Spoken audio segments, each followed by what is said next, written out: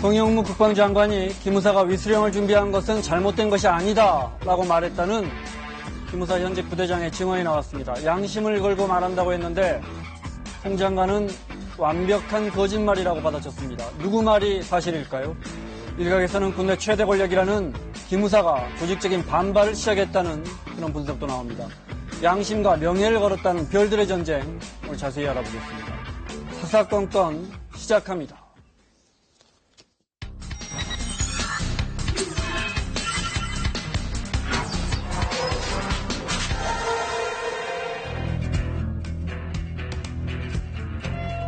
검찰 수사를 요구합니다. 철저한 수사로 음해성 조폭몰이의 허구를 밝혀주길 기대합니다.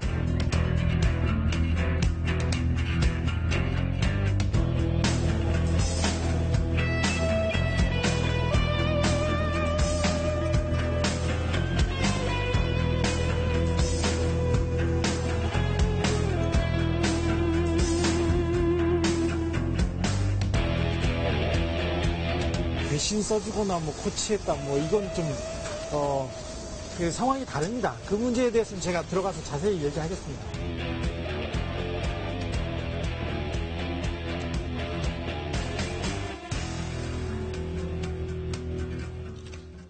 여의도 사사건건 시작하겠습니다. 민주당의 내리 4선의 안민석 의원 그리고 자유한국당 내리 3선의 어제 기무사 문제를 조목조목 질의하신 자유한국당의 황영철 의원 두 분 자리했습니다. 어서 오십시오. 두 분이 이렇게 보니까 합쳐서 7선이신 이해찬 의원하고 같으시네요. 합쳐서 7선인데. 자, 저걸 좀 여쭤보고요. 빈소 다녀오셨더라고요. 네. 저걸 좀 여쭤볼게요. 노회찬 의원의 빈소에 오늘 오전까지 시민들이 한 만여 분 정도 줄이 1시간, 2시간 기다려야 되거든요. 병원에서. 이런 현상을 어떻게 봐야 할까요? 먼저 노회찬 의원님 명복을 빌고요. 네. 이 복대 위에 수많은 인파가 조문을 하는 것은 공인을 추모하는 마음을 담았겠죠. 특히 항상 약자의 편에서 또 정의와 진실의 편에서 진보 정치를 한순간도 쉬지 않고 해오신 고인에 대한 감사의 마음 그리고 애잔한 마음 그런 것들이 담겨서 이 복대 위에 그 추모의 행렬이 끊이지 않고 있다고 보고 있습니다. 그 정치를 하는 사람이면 이제 정치를 그만두거나 또 생을 마감하게 될 때 국민들로부터 박수를 받고 정말 이렇게 추모를 받으면서 떠나고 싶어 할 겁니다. 그런 측면에서 봤을 때 노회찬 의원님은 비극적으로 생을 마감하셨지만 그래도 행복하실 거다. 그리고 좋은 곳에 가서 잘 계실 거다라는 생각이 좀 들고요. 그리고 어찌 보면은 본인이 양심적으로 참 고통스러워 하셨지만 그 노회찬 의원을 힘들게 한 사람, 그 사람에 대한 또 분노도 있을 것이라고 생각이 듭니다. 그런 측면에서 봤을 때 노회찬 의원님의 죽음을 대단히 안타까워하고 그리고 더 했으면 더 이 나라 정치를 위해서 또 어려운 사람들을 위해서 더 일을 해줬으면 하는 그런 아쉬움이 묻어나는 그런 광경이다 이런 생각이 듭니다. 네, 오늘 새로 들어온 빈소 화면이 있으면 좀 잠깐 보고 가겠습니다. 네, 조국 수석이 민정수석이 많이 울었더군요. 네, 후원 회의를 하셨더군요. 노회찬 의원의 추미애 대표고요. 이건 어제 화면 같습니다. 김경수 지사 서울까지 다시 올라와서 빈소를 찾았습니다. 고등학교 동창이죠. 동기 동창이죠. 황교안 전 총리도 빈소를 찾았고요. 그 밖에도 많은 노동계 인사들, 시민사회 인사들 밤새 줄을 이었습니다. 자, 노회찬 의원 사망 사건을 계기로 정치자금법 이야기가 나옵니다. 제가 이렇게 여쭤볼까요? 지금 정치자금법의 제일 큰 문제는 뭡니까? 비현실적이라는 거죠. 어떤 게요? 수입과 운영과 지출을 엄격하게 통제를 하고 있는데요. 네. 그것이 현실적으로 그것을 다 지키기에는 네. 현실과 동떨어진 점이 너무 많습니다. 가령 아직도 저는 이 정치자금법에 대한 그 조문을 잘 이해를 못하겠고요. 네. 그래서 항상 의문이 있으면은 좀 찝찝하면은 선관위에 물어봐야 문의를 합니다. 국회의원을 4번째 하시는데도 그럼요. 근데 네. 선관위조차도 즉답을 해주는 경우가 거의 없어요. 네. 며칠 좀 시간이 걸립니다. 그러니까 뭐 국회의원을 여러 번 한 저도 모르고 아마 황영철 님도 비슷할 것 같은데요. 네. 그리고 선관위도 정확하게 모르는 이런 현재 정치자금법의 이 현실은 우리가 지키기에는 참 어려운 점이 있고요. 그래서 그런 이야기가 있습니다. 여의도 국회 담벼락은 네. 교도소 담벼락하고 똑같은 것이다. 정치인은 항상 저희들은 교도소 담벼락 위를 교도소 걷는다고? 담벼락을 네. 걷는 그런 심정으로. 그래서 선관위 물어보는데 선관위도 또 잘 시간이 못 들으니까. 걸리고. 네. 뭐 이런 좀 현실이. 예를 들어요. 특히 뭐 이번에 노회찬 의원 같은 경우에는 이제 당시 돈을 받았을 때는 원외 현역 국회의원 네. 잘못이니까 더 어려웠을 거라는 후원금 모으기가 더 어려웠을 거라는 이야기도 있고. 예를 들어 국회의원이 받은 돈은 모두 다 후원금 계좌에 넣어야 합니까? 모든 예를 돈을 들어 다 가족이 드린 돈. 네네. 가족의 경우는 네. 친족의 범위에 있는 분들은 사실은 큰 상관없고요. 액수랑 상관없이 신고하지 않아도 되고요. 네. 그리고 그것은 정치자금에 해당되지 않는다라는 선관위의 유권 해석이 있어서 대학 동창들이 모아주면 어떻게 합니까? 그거는 좀 무조건 해석이 신고해야 다릅니다. 네, 그렇습니다. 친족의 신고하고, 범위가 아닐 네. 경우에는요. 신고하고 써야 할 범위도 정해져 있습니다. 당연히 정해져 있습니다. 네. 뭐 제가 이 자리에 솔직하게 말씀드리면 네. 제가 지난주에 이 최종 심에서 불출마 선언을 네. 하게 됐는데 그것 또한 이 정치 관련이 자금을 있으시죠? 네. 쓰는 과정에서 이제 회계와 관련된 재판에 회부된 내용이 있어서 저도 사실은 이런 부분들에 있어서 좀 책임을 져야 될 보면 필요가 당사자시네요. 네. 당사자가 되어서 뭐 국민들한테는 대단히 죄송하고 그렇지만 책임을 져야 될 부분이 저는 있다고 생각해서 불출마 선언을 하게 됐는데요. 네. 이렇듯 아무리 본인이 판단하거나 어쩌면 조금만 신경 쓰지 않으면 굉장히 법적인 심판대에 오를 가능성이 매우 높게 규정되어 있는 것이 네. 많다라고 생각이 들어요. 예를 들어 지금 편의점주분들이 최저임금 인상과 관련해서 네. 한 1,000만 원 정도를 모아서 내 목소리를 대변해주는 안민석 의원에게 우리가 후원하겠다 공개적으로 가능합니까? 그 명백히 불법이죠. 가령 네. 2011년도에 청목계 사건이라는 거 있지 네. 않습니까? 법을 도와주는 국회의원에게 청원 경찰들이 돈을 모아서 쪼개기 그랬죠. 후원을 한 게 네. 불법으로 판결을 단체가 하지 안 되니까 않았습니까? 개인이 한 것처럼. 네. 네. 그리고 법인이나 뭐 단체가 할 수가 없고요. 네. 법적으로는 개인의 자발적인 후원 가능하죠. 그것도 액수가 500만 원까지 제한되어 있는 건데요. 문제는 자발적인 후원의 기준이 참 모호한 것이죠. 이해 당사자한테 받으면 안 되는 것인데요. 네. 이해 당사자의 또 기준도 어디까지가 정해져야 될 것인지 참 애매한 것이에요. 아까 좀 전에 황영철 의원님이 말씀하셨죠. 친족에게 받는 것 역시도 기준이 정해져 있지 않습니다. 네. 적정한 수준을 넘어서면 안 된다고 했는데 그 적정한 선이 얼마인지 네. 그게 지금 명시되어 있지 않아서 네. 어떤 사안별로 저희들은 긴장할 수밖에 없고 긴장의 끈을 놓치는 순간 이 법적 교도소 잣대가 들어온다, 이 담벼락에서 말씀이시죠? 교도소 네. 담벼락과 국회 담벼락에서 네. 교도소 담벼락으로 떨어지게 되는 그러한 위험에 노출돼 네. 있는 알겠습니다. 네. 것이죠. 아이고 물론- 저희들 참 불쌍합니다. 물론 네, 저희가 이런 논의를 하는 이유는 사실 많은 현역 의원들이 똑같은 고충을 이야기하십니다. 근데 이제 네. 그 논의의 기본에는 네. 돈을 투명하게 받고 투명하게 집행하겠다는 우리 의원님들의 의지가 이제 당연히 선제 조건이겠죠. 예. 그럼에도 불구하고 현실이라는 게 정치를 하려는데 돈은 들 거고 이제 우리가 노회찬 의원에게서 매우 현실적인 사례를 봐서 여쭤본 거였습니다. 네. 청와대가 야당 인사 입각시키는 협치 개각 문제를 논의하고 있나 본데 어제 장제원 의원은 자유한국당은 최소한 내가 듣기로는 제안 들어온 거 없다. 네. 네. 어떻게 보십니까? 협치를 하겠다고 하면 자유한국당하고 해야 제대로 된 협치라고 얘기를 할 수 있을 것 같아요. 그런 네. 의미에서 봤을 때 정말로 그 청와대와 문재인 대통령께서 새로운 정치의 틀을, 협치라는 정치의 틀을 만들고 싶다고 생각하신다면 자유한국당에게 진정성 있는 의사표시를 하고, 그리고 또 자유한국당과의 논의를 통해서 협치 장관을 선정하는 작업을 했으면 좋겠다, 이런 바람은 있어요. 그런데 아직까지는 이에 대한 뭐 구체적인 언급이라든지 또 그런 요청이라든지 이런 게 없었기 때문에 또다시 이거 헐리우드 액션으로 끝나는 것 아닌가, 그런 또 염려도 좀 있습니다. 네. 그 4.27 선언, 판문점 선언 이전과 이후의 한국 정치는 틀리고요. 지금은 남북 간 평화의 시대에 더 이상 정쟁으로 시간을 허비하는 것이 아니라 서로가 협력해가지고 이 평화의 문을 열어야 될 것 아닙니까?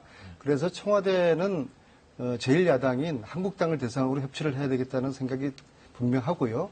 한국당과 함께 협치를 먼저 한 다음에 협치 수준을 넓혀가겠다는 그런 의도가 분명하게 읽혀지는 것인데, 그런데 김성태 의원님이나 장재원 의원님 하신 말씀 보면은 일단 의심을 해요. 이게 쇼 아닌가. 근데 적어도 제가 아는 문재인 대통령의 스타일은 정치를 이렇게 쇼로 하는 그런 분이 아니기 때문에 일단 진정성을 믿어주시고 협치를 한번 적극적으로 검토를 한번 해주시고, 특히 김병준 비대위원장 체제이기 때문에 저는 이 협치를, 이런 논란은 있지만 결국에는 김병준 비대위원장께서 적극적으로 받아들일 거라고 기대를 하고 있습니다. 안민석 의원님이 가지고 있는 진정성이 청와대하고 문재인 대통령께서도 이렇게 보여줬으면 좋겠다, 이런 좀 생각이 듭니다. 먼저 김성태 원내대표의 이야기 잠깐 듣고 말씀 이어가겠습니다.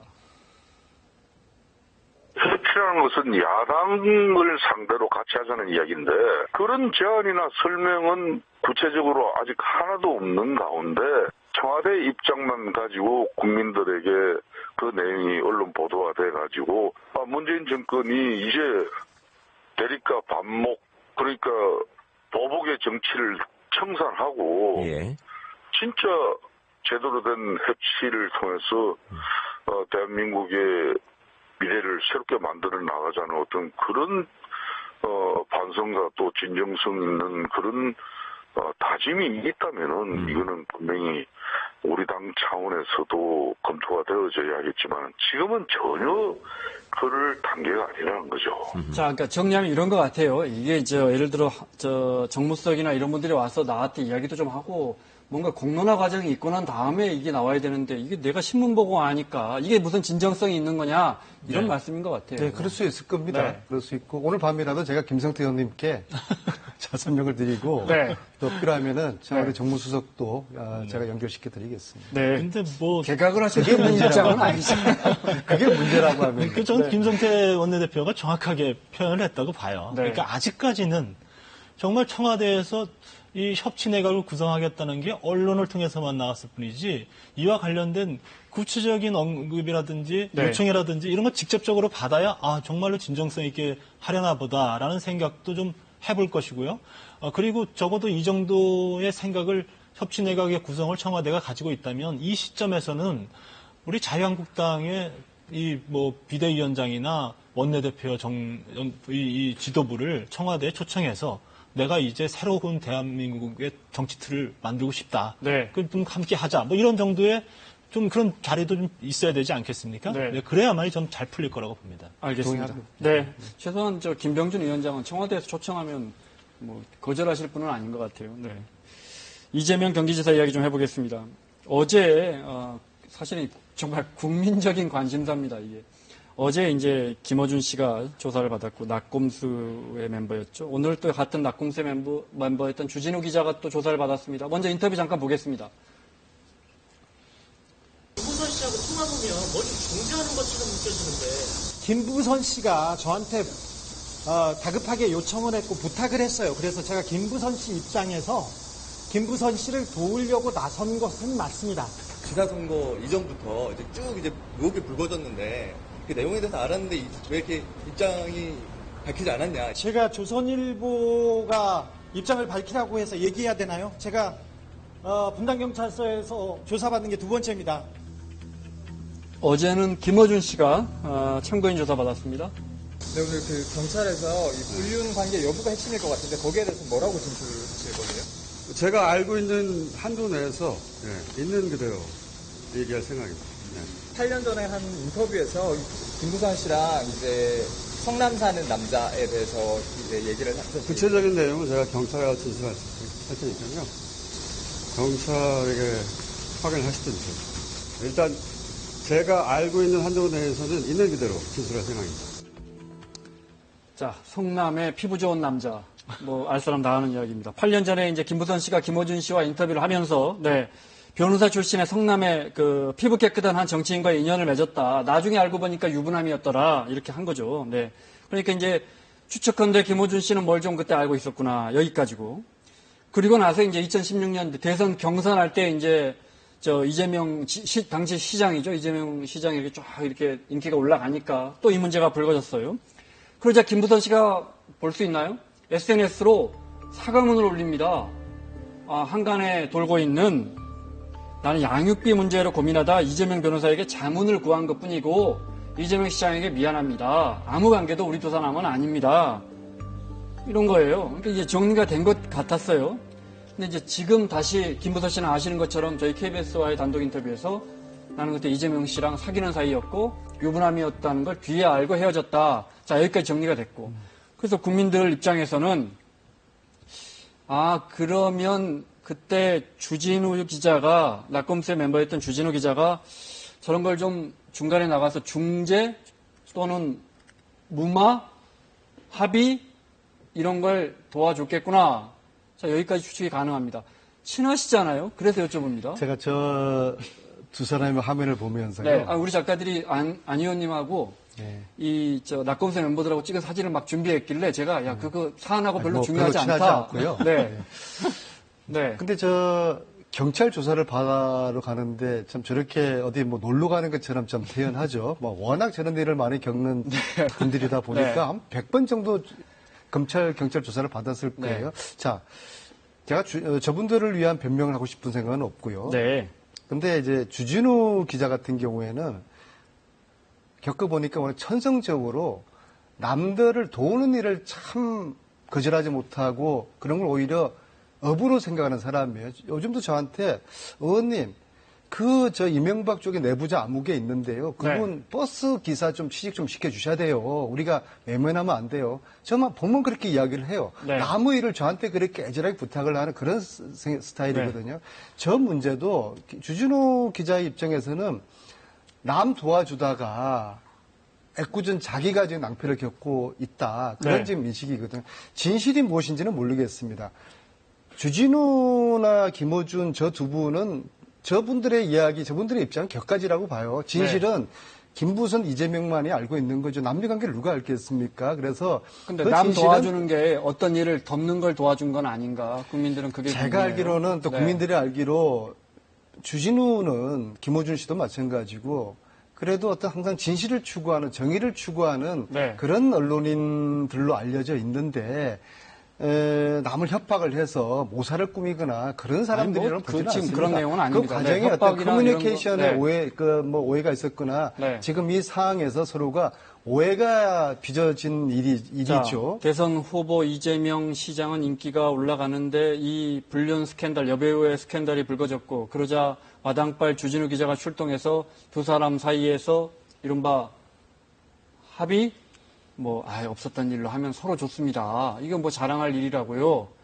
이렇게 된 거 아니냐는 거죠. 중재를 나설 수는 있었겠지만은 부당한 일을 덮기 위해서 불의의 편에서 이 일을 했을 주진우 기자라고는 저는 보지 않습니다. 제가 경험한 주진우. 알겠습니다. 충분히 가능한데 게다가 작가 공지영은 주진우 기자가 이런 말을 하는 걸 수차례 들었다는 거 아닙니까? 그래서 SNS에 폭로하면서 일이 여기까지 왔습니다. 여러 가지 정황상으로 합리적 추측을 할 수밖에 없는데요.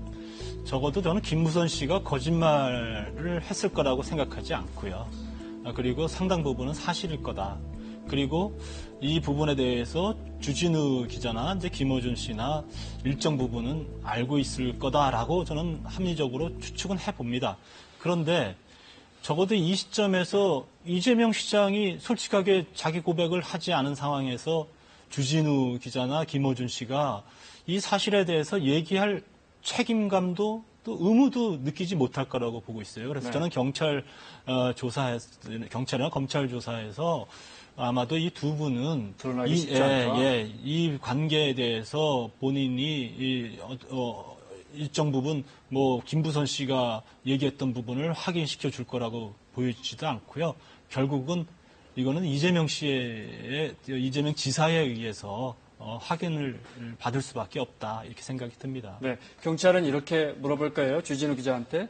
유명한 작가 공지영 씨가 여러 번 들었대요. 선생님이 그 두 사람 사이를 무마시켰다. 내가 막았다. 이런 이야기를요. 그때 그런 말 하신 적이 있습니까? 라고 물을 거란 말이죠. 뭐라고 답할까요? 사실 공지영, 주진우 두 사람도 그동안 굉장히 돈독하고 네. 서로 신뢰하는 관계였는데 지금 두 사람 김부선, 이재명이가 진실 공방을 벌이는 그처럼 공지영, 주진우도 역시 진실 공방을 끊임없이 벌이게 될 겁니다. 이런 것들이 참 안타깝죠. 네. 서로가 아끼고 가까웠던 사람들 간에 네. 이런 일이 벌어진다는 것이 알겠습니다. 이런 가운데 이재명 경기지사가 오늘 비서관 통해서 입장을 밝혔습니다. 검찰이 밝혀달라, 더 이상 못 참겠다, 이런 겁니다. 들어보겠습니다.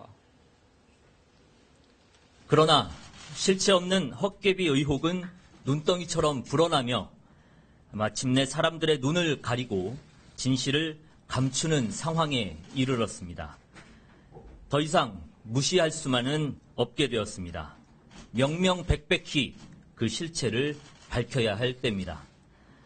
따라서 조폭과 각종 권력 사이의 유착 관계를 밝히기 위해 정식으로 검찰 수사를 요구합니다.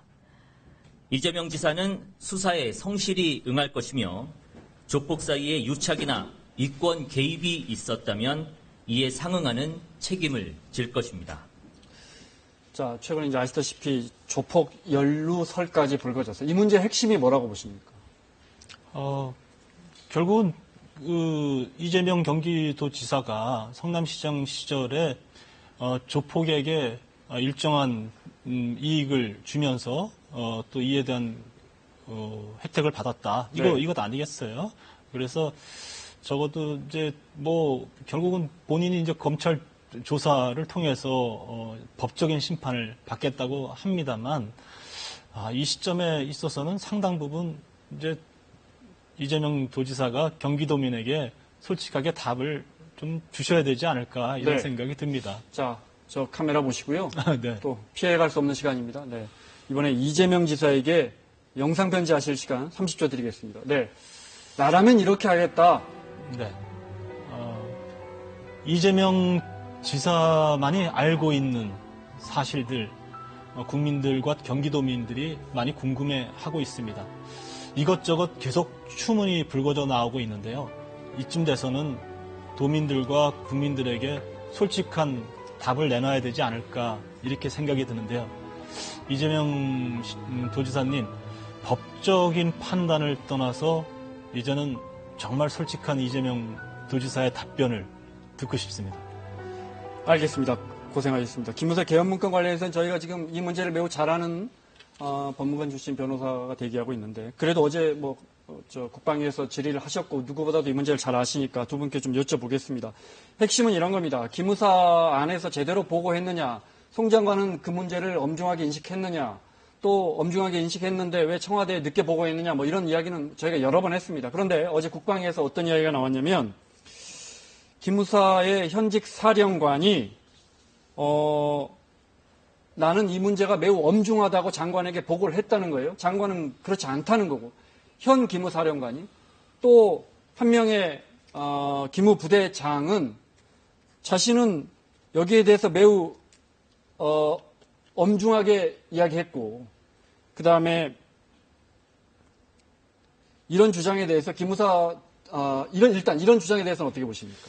일단 이게 이제 3월 18일 시점인데요. 네. 3월 16일입니다. 네. 3월 16일. 네, 3월 처음 16일인데, 네. 이 보고 때, 이 기무사령관이, 이 8페이지짜리하고 67페이지짜리 이 문건을 가지고 가서 이제 보고를 하러 갔는데, 자기는 충분히 이것이 위중한 문건이다라는 것을 인식시켜 줄 만큼, 시간을 갖고 보고를 했다라고 했어요. 네. 근데 이제, 송영무 장관은 놓고 그냥 가라고 놓고 가라고 그랬다고 했죠. 네. 그래서 적어도 진실 게임이 되는 거예요.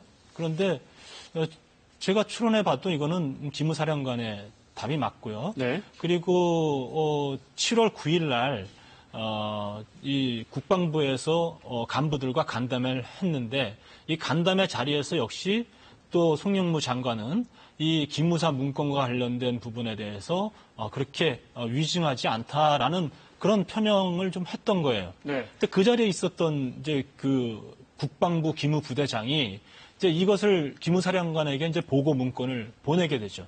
그럼에도 불구하고 KBS가 이 내용이 그 간담회에서 이런 언급이 있었다는 것을 취재를 하니까 그 이후서부터 송영무 장관과 또 참석했던 간부들이 그런 발언이 없었다라는 것으로 몰고 가려고 하는 그런 움직임이 있었던 거예요. 그래서 제가 어저께 국방위원회에서 이 문제에 대해서 분명하게 질의응답을 통해서 확인하고자 했고, 네. 그리고 이 국방부 100 기무부대장이 자기가 전역서를 내고서라도 이 진실은 밝혀야 되겠다라고 해서 어저께 회의에 참석해서 네. 송영무 장관이 분명히 이 위수령 그리고 기무사 문건과 관련돼서 위중하지 않다는 그런 입장이 분명히 있었다라고 기무사가 확인해 위수령 줬습니다. 문건을 준비한 건 잘못된 게 아니다라고 이야기했다고 지금 말씀하신 100 기무부대장이 뭐 잘못된 게 아니다라는 표현보다는 네. 그렇게 위중하지는 않다고 본다 이런 표현을 이제 했던 것이죠. 네. 잠시 후에 저희가 그 녹취를 준비해 놨습니다. 네. 어제 그 논란의 진실은 네. 모르겠으나 기무사가 국방부 장관을 향해서 빅엿을 먹인 초유의 사건입니다. 군대라는 것은 기강이 무너지면 군대가 아니거든요. 네. 국민들을 보는 앞에서 국방부 장관이 빅엿을 먹은 거예요. 따라서 이 관련된 하극상이다 이 말씀이죠. 그럼요. 이 네. 관련된 사람들은 당장에 이 직무에서 배제를 하는 게 맞고요. 이 군의 기강을 하루속히 세우지 않으면은 이건 더 이상 군대로서의 굉장히 심각한 근데 혼란에 빠지게 될 군대 것입니다. 기강이라는 그 진실이라는 것은요. 것은 네. 그 진실이라는 것은 따져봐야 되겠지만은 어떻게 군대에서 국민들 보는 앞에서 군인이 하급자가 상급자를 상대로 빅엿을 먹입니까? 이것은 명예 그 군대에서는 지금 있을 수가 말씀하신 없는 그 겁니다, 대령이 이것은. 네. 100 기무부대장이 양심과 명예를 걸고 위수령을 준비하는 것은 잘못이 아니다 기무사가라는 장관의 말을 자기는 들었다는 거예요. 장관도 자기가 진실이라고 이야기하지 않습니까? 네. 이것은 따져봐야 될 것이에요. 근데 이 진실 공방을 국민들 보는 앞에서 네. 군대 조직이 하급자가 상급자를 향해서 이렇게 하는 것은 군대에서는 세계 어느 군대에서 있을 수 없는 거고 그 안민석 해방 이후에 의원님께 이런 일은 처음일 여당 겁니다. 의원님들께 네. 저희들이 이 부분에 대해서 분명히 말씀드리고 싶은 것은 이것은 하극상의 문제로 보아서는 안 된다고 봐요. 그러니까 네. 결국은 진실이 밝혀지기 위해서는 정말 어려운 행동을 하는 용기 있는 행동, 용기 있는 발언을 통해서 진실이 확인되는 것이라는 겁니다. 그래서 최근에 이 기무사 문건과 관련돼서 송영무 장관이 이 기무사 문건의 위중함을 언제 인정했고 그에 따라서 어떤 행동을 했는가가 굉장히 이 문제를 풀어가는 핵심인 거예요. 근데 그 점에 있어서 송영무 장관이 사실과 다르게 이야기를 하고 있어서 이거는 진실을 확인하는 데 있어서 대단히 중요한 것이라고 보는 것이죠. 그래서 저도 어저께 이 100 민병삼 기무부대장이 나와서 발언하겠다라고 저한테 연락이 해왔을 때 참 쉽지 않은 결정을 내렸다라고 생각하고요. 그리고 그분의 네. 그 답변 속에서 진실을 위해서 얘기하는 기무사를 거다. 지금 믿습니까? 국민들 대상으로, 전혀. 촛불 국민들 대상으로 이 쿠데타를 획책한 이 기무사 편에서 이 기무사를 두둔하는 일부의 야당 정치인들이 저는 굉장히 저기 안민석 의원님께 아주 분명히 문제 심각한 제기를 문제라고 제가 하고 싶은데요. 생각합니다. 기무사 문건 잘못됐다고 저는 분명히 보고요. 그런 문건 만들어져서는 안 돼요. 다만 이 문제가 무엇이 문제였고 그리고 진실을 확인해 가는 과정 중에서 거짓이 존재해서는 안 된다는 거예요. 그런 차원에서 하는 것이지 절대 기무사의 개혁을 반대하거나 그렇지 않는다는 거예요. 기무사와 장관이 서로가 팽팽한데 네, 마무리해야 합니다. 왜 기무사 이야기가 진실이라고 이야기를 하는 것이죠? 기무사 이것은 또 얘기가 따져봐야 진실이라고 되는 겁니다. 얘기하는 진실 게 제 말씀은 아니에요. 진실이 어떤 건지는 모르겠지만은 네. 군대 조직상 기강이 무너지는 이런 모습은 이걸 우리가 용인해서는 안 군대 되는 기강 것이죠. 조직을 위해서 진실이 은폐되어도 된다고 생각합니다. 그 진실이 뭔지는 저는 모르는 그렇게 것이죠. 생각하지 않습니다. 알겠습니다. 그건 이렇게- 수사를 통해서 조사를 통해서 그건 확인될 것이죠. 알겠습니다. 그건 오늘 지금도 이미 특별수사단이 기무사령부와 관련자들을 이 시각 현재도 압수수색하고 있으니까요. 또 다음 주에 논의 계속 이어가도록 하겠습니다. 자, 더불어민주당 안민석 의원, 자유한국당 황영철 의원과 함께했습니다. 고맙습니다.